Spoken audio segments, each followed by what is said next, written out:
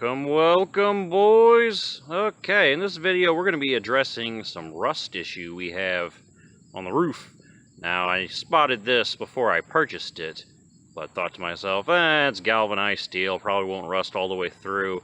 Not anytime soon until I can get to it anyway. So now that we've got most of the car sorted out, we can get to these cosmetic issues. So in each one of these channels, this side and the passenger side, we have a wee bit of rust here under the paint. So I'm going to go in here, kind of sand that out a little. And we have a lot of it up here, which I'm probably going to use a machine to do, but I don't know, we'll burn that bridge when we get there. I might just try to flake it up, and then do it by hand. I don't know yet.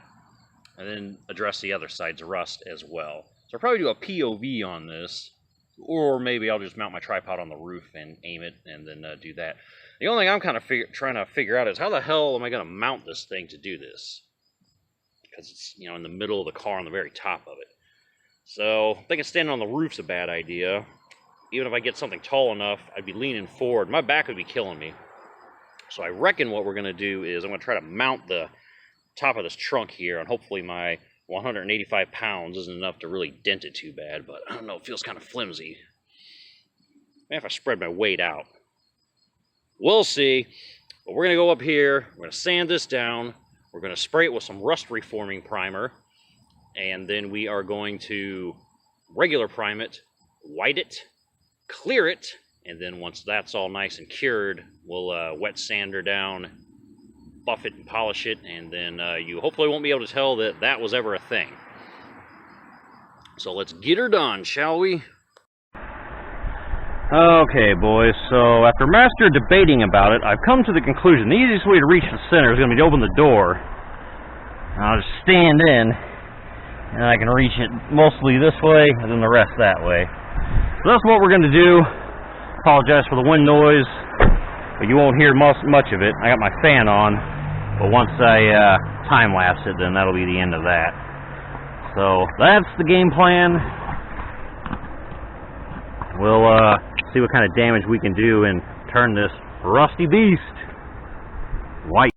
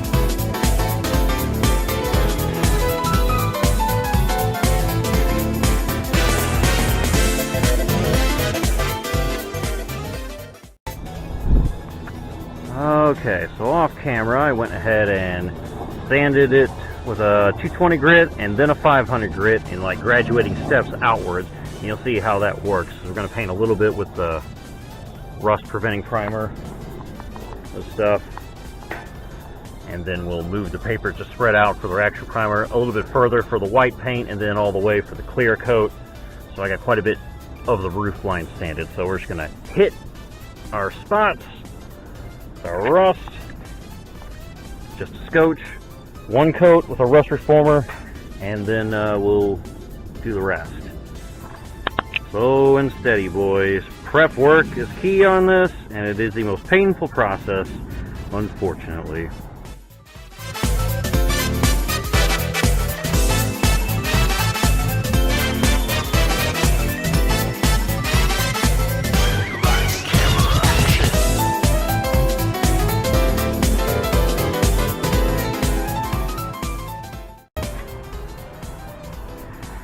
Alright, now we'll do our regular primer, then after that we'll start expanding it for whenever we need to do our white and a clear here.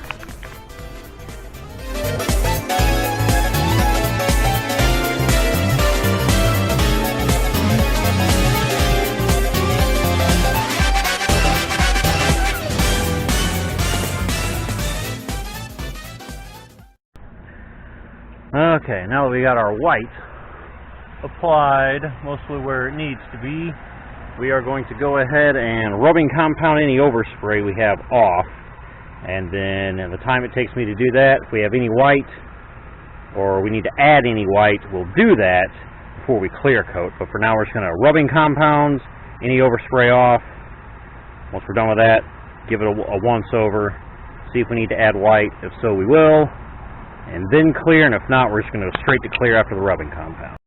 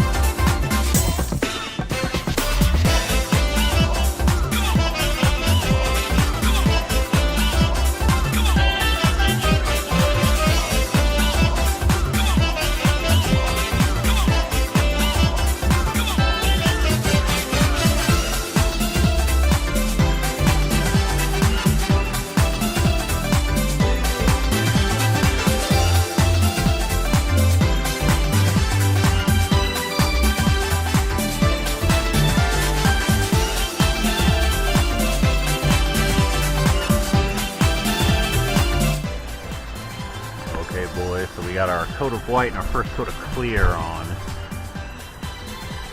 So, not the prettiest, but still better looking than rust.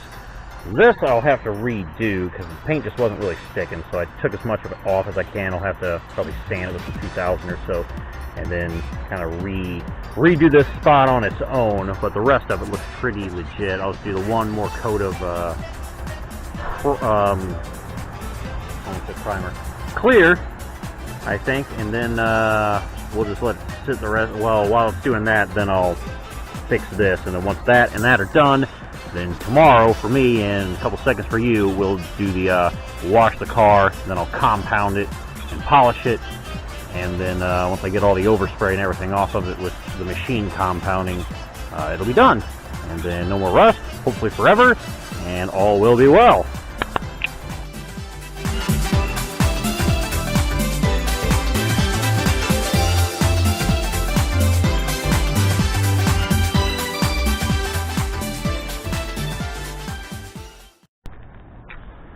Alright boys, it's now the next day. I've already started working on this. I washed the car. Oh, you can't tell now because it looks like crap. And then we went ahead and 1200 gridded, 2000, and then 3000 gridded, sandpapered here and here. And considering the time of day, the sunlight, and the color of this, you're probably not going to be able to really see what's going on here.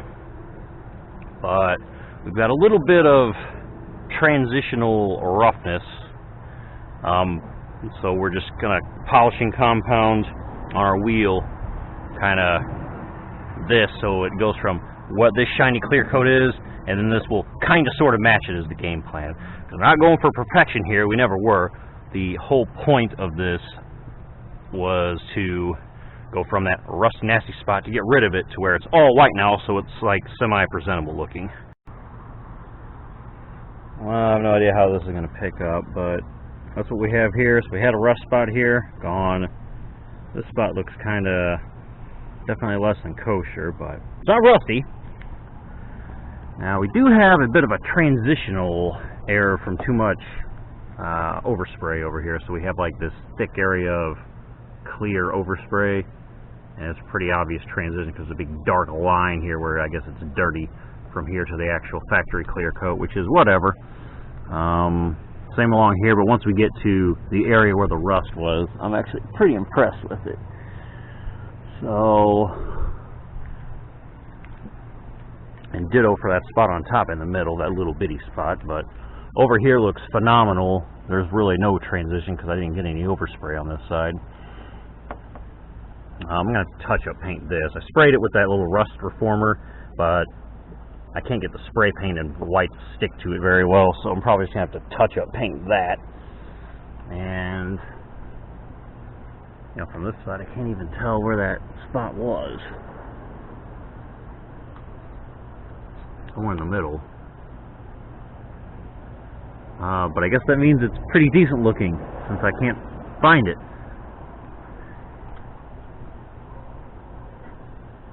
Is it under this thing or something? No, I have no idea where it is. Okay, so from this side I can't even see that spot, so that looks pretty legit. I said this looks pretty legit, not that you can tell on camera because of the lighting, but really that spot over there is the only spot I'm not very happy with. Which if I wanted to spend a lot more time out of the day, I could probably go back down to like 500 grit, kind of sand this all, and then move up from there, and then polish it and compound it again. But I'm not really feeling it today, so I'm just going to back this thing up, wash it again so it looks presentable, and then that's going to be it. So this is definitely not a how-to paint your car properly. That's more of a WJ Handy Dad speciality. But this is more of a if you have a big rust spot, can you make it semi-presentable on a budget in like a few hours so it doesn't look like hot garbage. So that's my specialty here. Thanks. Psych. Okay, I tricked you. I went ahead and decided to break out the sandpaper again and sand her down. So now she's looking much better. But again, I don't know how well the camera's going to pick that up. Pretty shiny and polished everywhere else. Still a little bit of a transition from, you know, the spray paint's clear into the factory clear. But it's not rusty anymore.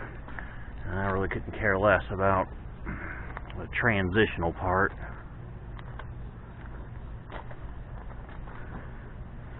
That much, as long as the rust is gone.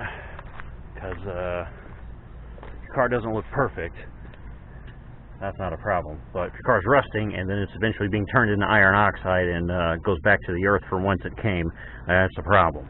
So, disaster averted. Thanks for watching, boys. Peace.